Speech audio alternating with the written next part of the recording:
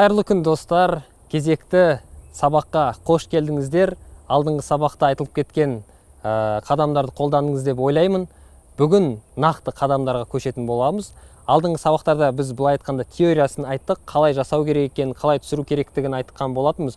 Бұл жолы біз бір адамды тауып, модельді тауып, сол кісімен адамды қалай суретке түсіру керек екендігін сіздерге көрсететін боламыз. Мысалға қараңыздар достар, қазіргі уақытта міне ағаш тұр, біздің модель тұр, қараңыздар, қандай әдемі көрінісі, бірақ күн түсіп тұр. Күн жоғарыдан түсіп тұр да, егер мен суретке түсіретін кезде сабағымызда айтып кеттік қой, бірінші қадамдар. Сол сияқты суретке түсіретін кезде өзіңізге ыңғайлы қалыпқа тұрасыз да, экспозиция дейді. Міне экранға бір рет міндетті түрде басасыздар. Міне мынаны қараңыздар, қандай әдемі сурет шығайын деп тұр. Міне қызыл түсті көйлекпен мына күннің несі сәл-сәл жан-жақтар пересвет болғандықтан міне адамға басамыз да, сәл бүйтіп асты қарай түсіреміз. Мен қазір міне былай түсіріп алдым.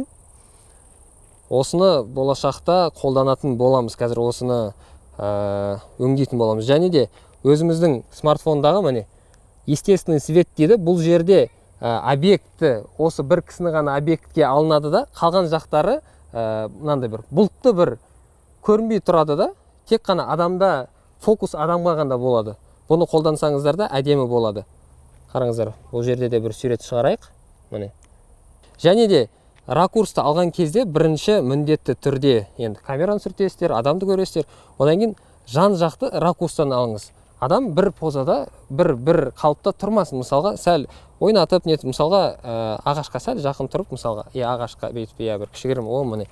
Осылай міне адамның өзі суретке әдемі шыққан. Қараңыздар, міндетті түрде нені түсіреміз да, былай астыдан алсаң, міне асты жақтан алсаң, ана төбедегі ағашты көрдіңіздер, жасыл көккөмбек аспанды көрдіңіздер, әдемі сурет шығады да.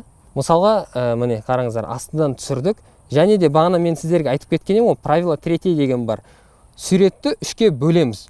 Аяғы кесіл қалмау керек, немесе үстінде көп ауа болмау керек. Бірақ бұл жерде қараңыздар, міне адамды дәл үшке бөлінген суреттің ортасына алдық. Міне орта жағында адам тұр. Байқадыңыздар ғой?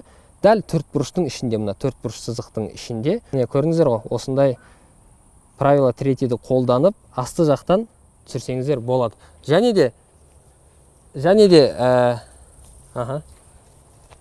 мысалы қараңыз, міне мына жерден былай алсаңыздар, міне шеттен алайын. Сіз солай былай взгляд жоқ, тұра беріңіз. Мына жаққа қарап тұрыңыз. Камераға емес, бұл жерде уже адам басқа жаққа қарап тұрады.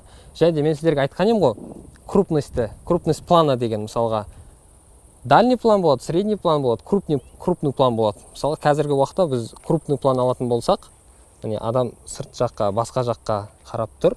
Сәл міне ракурсты былай алсаң әдемі көрінеді. Қараңыздар. Жақынырақ алып, экспозицияны түсіресіздер да, бүйтіп астынан алып, бағанағыдай осындай бір әдемі сурет түсіруге болады. Міне осы жерде сурет түсіріп жіберсеңіздер болады.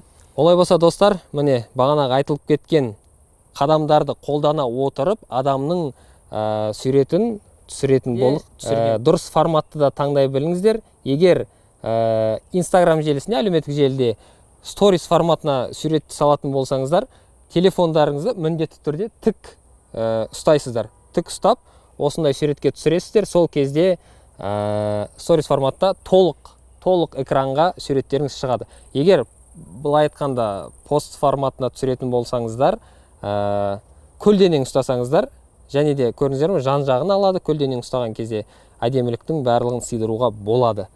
Өстіп суретке түсіретін боласыздар. Мінекей достар, өздеріңіз көргендей біз адамды, модельді суретке түсіруді көрсеттік.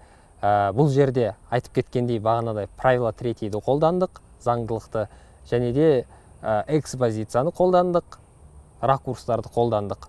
Сол сияқты сіздерге үй тапсырмасы өзіңіздің жақындарыңызды, достарыңызды, адамды суретке түсіріп, әдемі сурет жасаңыздар. Ондай болса, келесі сабақта кездескенше сіздермен болған мен Сламжанов Ильяс Айдарұлы. Қош, сау болыңыздар.